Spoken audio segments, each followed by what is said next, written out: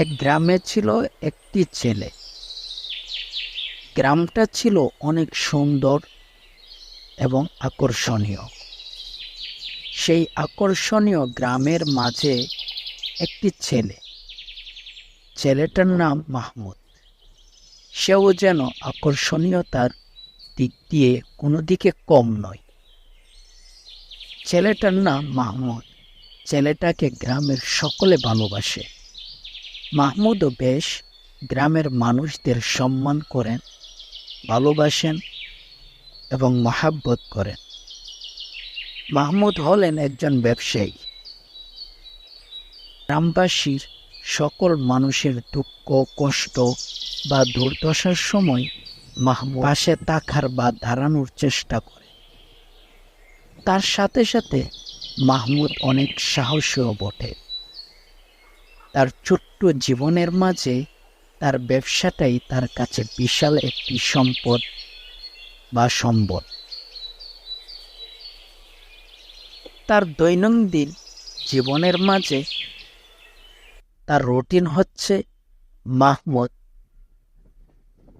সারাদিন দোকানের মাঝে থাকেন, সন্ধ্যাবেলা আবার বাড়িতে ফিরে আসেন।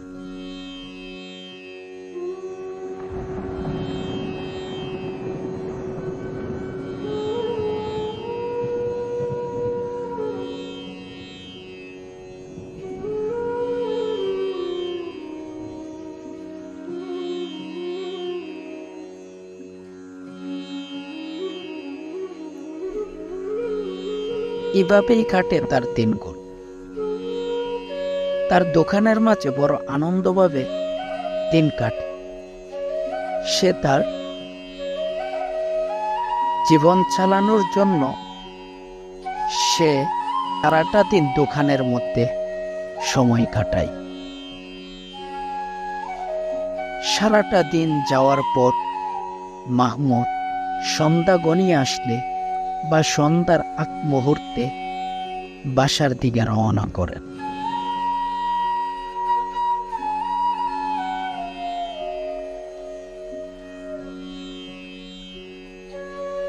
বাসায় গিয়ে তার সর্বত্র কাম প্রয়োজনীয় কাজ সেরে বিছানার মধ্যে শুয়ে যায় ঘুমানোর জন্য। এভাবেই তার দিনগুলো কাটতে থাকে। এভাবেই তার জীবন চলছিল।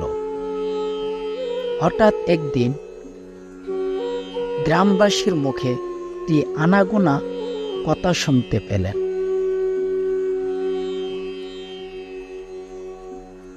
পুরনো কালের একটি ঘরের ভিতর জিন ভূতের আভাস পাওয়া গিয়েছে, এমন কিছু কথা মাহমুদ শুনতে পেলেন। মাহমুদ প্রতিদিনের নেই আজকেও তার দোকানের উদ্দেশ্যে রওনা করলেন জীবিকা উপার্জন করার জন্য।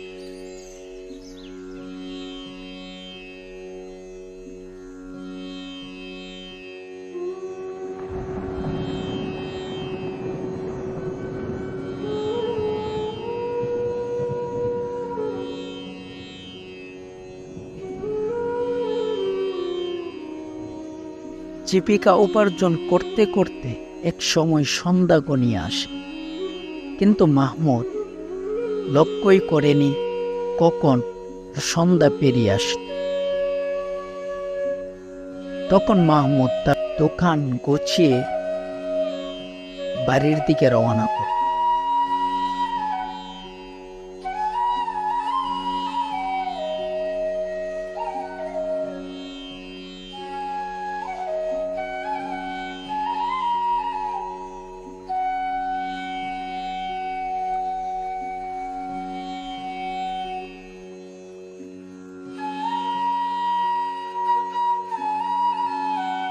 যাওয়ার সময় মাহমুদ তার এলাকাবাসীর কথাগুলো মাহমুদের কানের মধ্যে বাজছিল। তাই মাহমুদ সন্ধ্যা গনিয়ে আসায় সে ভিন্ন এক রাস্তা দিয়ে যাওয়ার চেষ্টা করেছিলেন এবং গ্রামবাসীর কথাটা কতটুকু সত্য সেটা যাচাই করার জন্য সেই জমিদার বাড়ির দিক দিয়ে রওনা করলেন। এই বাড়িতে জমিদাররা বাস করত। এক কাকতালীয় বিষয়ের কারণে বলা হয়ে থাকে জমিদাররা এই বাড়ির ভিতরে সকলেই একসাথে মারা যান। তখন থেকে এই বাড়িটি কোনো পরিবার বা কোনো মানুষ বসবাস করেন। সেই কারণে বাড়িটির মাঝে জিন বা ভূতের প্রভাব রয়েছে বলে গ্রামবাসী সন্দেহ করেন। এইটার কাছে যাওয়া থেকে বিরত থাকে।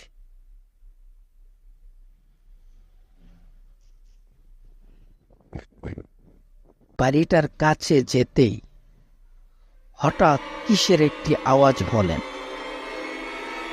আওয়াজ হওয়ার সাথে সাথে মাহমুদ পিছনের দিকে ঘুরে তাকালেন।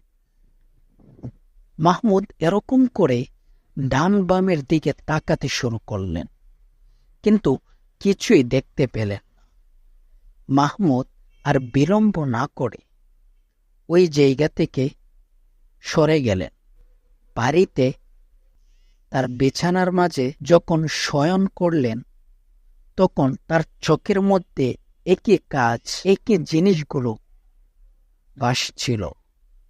মোটেও ঘুম আসছিল না মাহমুদের। বারবার একই দৃশ্য মাহমুদের চোখে বাড়ি খাচ্ছিল। মনে হচ্ছিল কানের সামনে কে যেন শব্দ করছে। হঠাৎ মাহমুদ ঘুমের ঘরের মাঝে চলে যান।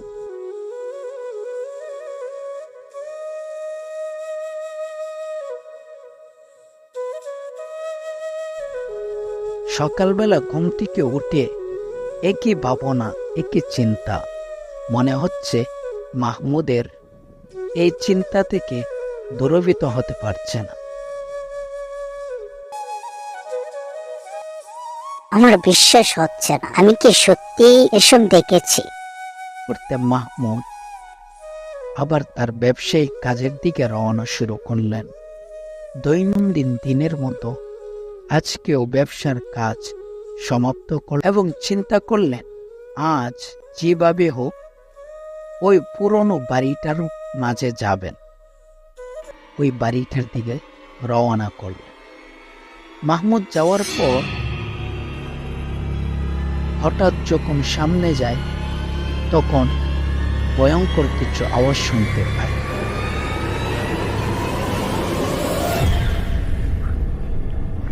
মাহমুদ ডান বামের দিকে তাকাতে থাকে। কি যেন মাহমুদকে বারবার ডাকছে। মাহমুদের চোখে যেন ধরা খাচ্ছে না বা ধরা দিচ্ছে না, কিন্তু মাহমুদের আশেপাশে এরকম কিছু আছে বলে মাহমুদের মনে হচ্ছে। হঠাৎ যখন মাহমুদ দরজাটির সামনে যান, দরজাটি হঠাৎ খুলে যান।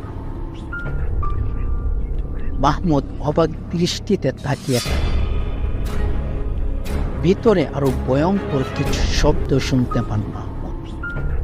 তখন অবাক দৃষ্টিতে আশেপাশে বা ডান বামে করতে থাকেন এবং তাকাতে থাকেন।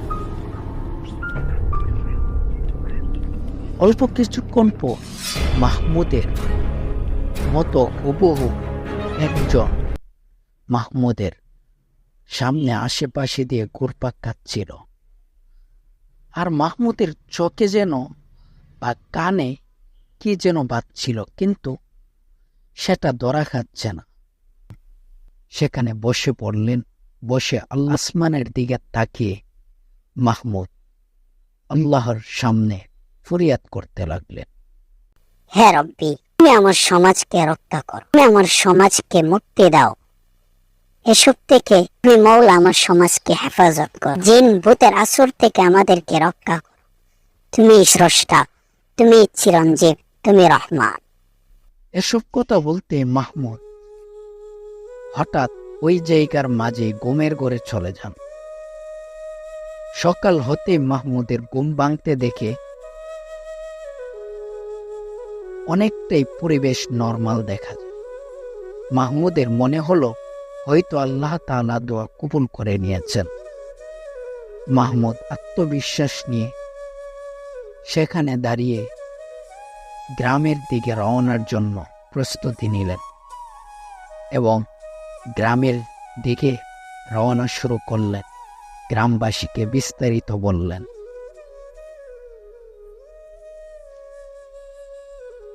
গ্রামবাসীকে বিস্তারিত সবকিছু খুলে বললেন।